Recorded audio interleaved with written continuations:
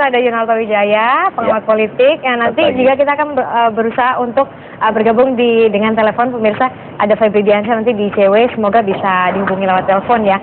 Nah, mungkin kita mulai dulu dari Toto deh, nih. Ngeliat Abraham Samad, dia sekarang jadi ketua KPK ya, berarti pentolannya KPK nih. Yang Toto tahu tentang Abraham Samad nih apa aja sih? Kenal pribadi tidak, tapi kalau kita, karena memang kan Pak Abraham ini kan tidak banyak berdomisili di Jakarta, kegiatan tidak baik di Jakarta, lebih banyak di daerah Makassar.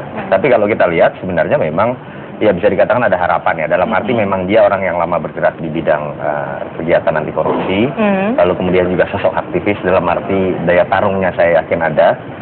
Masih muda, kalau kita lihat dari sisi umur paling muda di antara yang kemarin dipilih 45 tahun ya. Dan tetapi pertanyaan terbesar kan memang ketika dihadapkan pada persepsi publik ya, moga-moga ini tidak kemudian membuat drop secara psikologis Pak Abraham ya. Kalau dikatakan anti klimaks ya, ketika semua orang lebih mengenal Mas Bambang Wijoyanto misalkan, lalu juga sempat ada peringkatan dari Pansel, Mas Bambang namanya di peringkat 1, bahkan beberapa partai sebenarnya dari awal sudah itu dimposisikan Mas Bambang. Jadi ini yang kemudian seakan-akan anti klimaks. Ada kompromi apa sih di ujung-ujung gitu Mas Abraham bahkan nggak masuk 4 besar ya dari peringkat 5 dia di peringkat Pansel. Nah, balik lagi kompromi pasti terjadi, bahwa kemudian ini keputusan politik karena ini adalah lembaga politik di Senayan itu ya. Tinggal pertanyaannya adalah apakah ini argumentasinya kok tidak. Saya hanya sesalkan kalau dalam konteks DPR ya, kenapa tidak ada argumentasi sama sekali. Ketika mereka misalkan menolak pemeringkatan Pansel yang jelas itu ada indikatornya masalah kompetensi, kenapa tidak dapat jelasan, masalah kepemimpinan, integritas.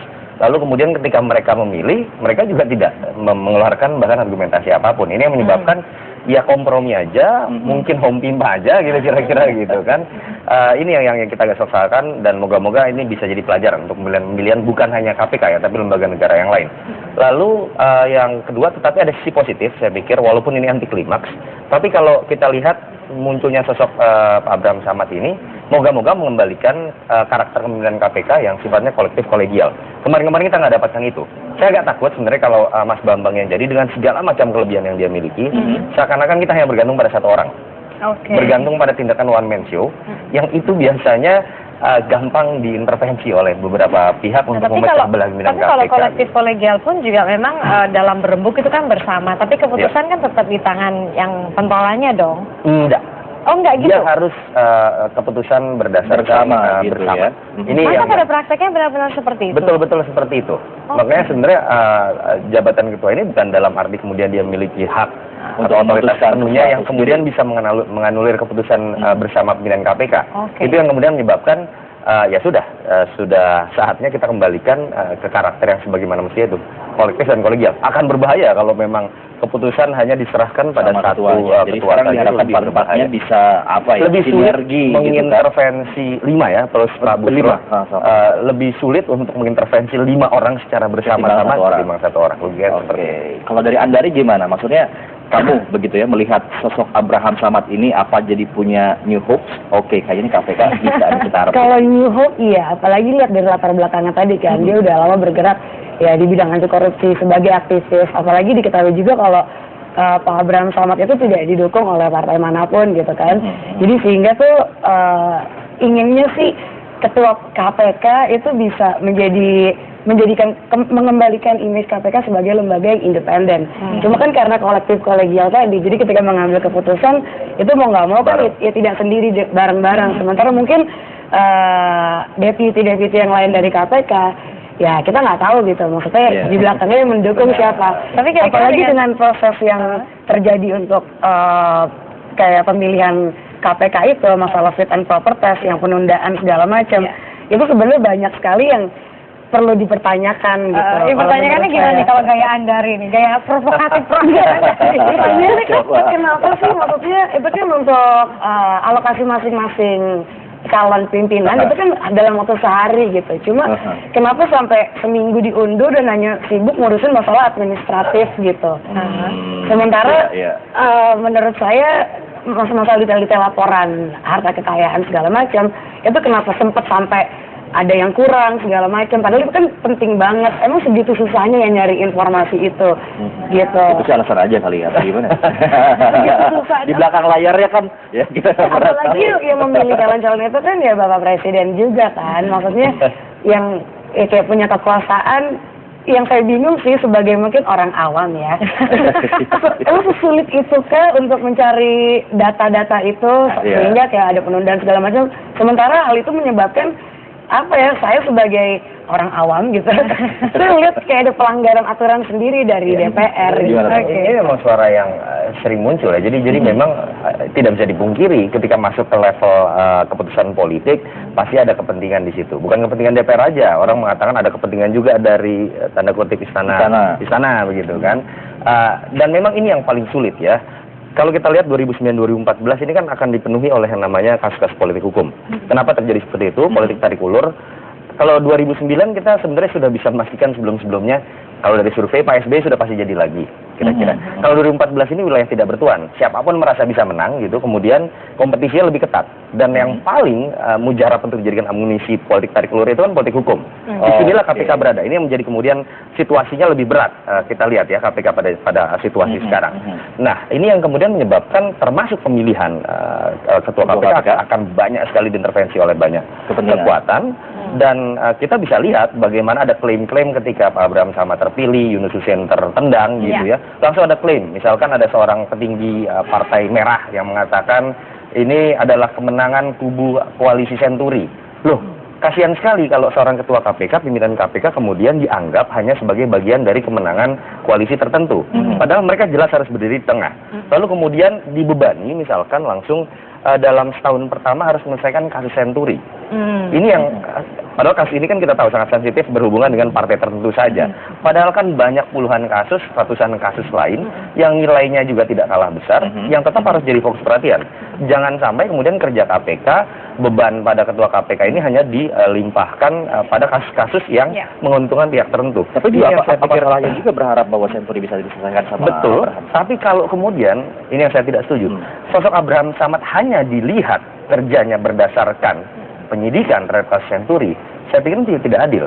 Kalau kita lihat bagaimana kasus-kasus besar ini kan hanya salah satu dari rangkaian kasus besar lain, masalah pengemplangan pajak, masalah kasus-kasus di cukai, rekening gendut Polri, ini tidak kalah besar. Jadi jangan sampai kita terjebak dalam permainan politik pihak tertentu. Senturi harus dituntaskan, saya sangat sepakat 100.000%. Tapi juga ukurannya bukan hanya itu aja. Gitu, ukurannya seperti itu dan apalagi itu dipakai untuk instrumen mendorong setahun tidak selesai dan kemudian Anda harus mundur. Ini saya pikir bahaya. Itu kayak jebakan Batman gitu. Ini jadi berarti Toto sama Andari kalau misalnya denger nih, dia kan kalau misalnya ngomong sekarang tuh sangat bisa bikin masyarakat hatinya tuh seneng banget sih. Digantung dia mau turun, pokoknya kalau dia mundur kalau misalnya setahun nggak ada kinerja, kemudian dia bilang tidak akan tebang pilih, harus on track. Kemudian saya akan menuntaskan kasus-kasus besar korupsi, lebih baik saya mati ditembak pejabat daripada mati di tempat tidur karena serangan jantung. Itu bisa dipegang nggak sih kira-kira Andari, Toto? Ini benar-benar ngomongnya tuh ekstrim. Saya nggak bisa ngomong apa-apa karena buktinya kan belum ada gitu. Itu baru kayak statement yang menurut saya sih seorang pemimpin, seorang ketua itu sangat bagus ya untuk memberikan kobaran semangat seperti itu. Yang mana ya saya pun sebagai orang awam gitu kan, saya kira juga jadi punya harapan baru dengan Pak Abraham Samad ini. Cuma masalah buktinya nanti gimana, dan mungkin di sekelilingnya yang lebih kuat, yang mungkin yang kita nggak tahu mempengaruhi itu seperti apa, karena kan ada kasus-kasus ketua KPK yang sebelumnya kan yang pernah terjadi gitu. Kalau mau disebut nama nggak nih? Nggak usah ya. Ngomong satu aja.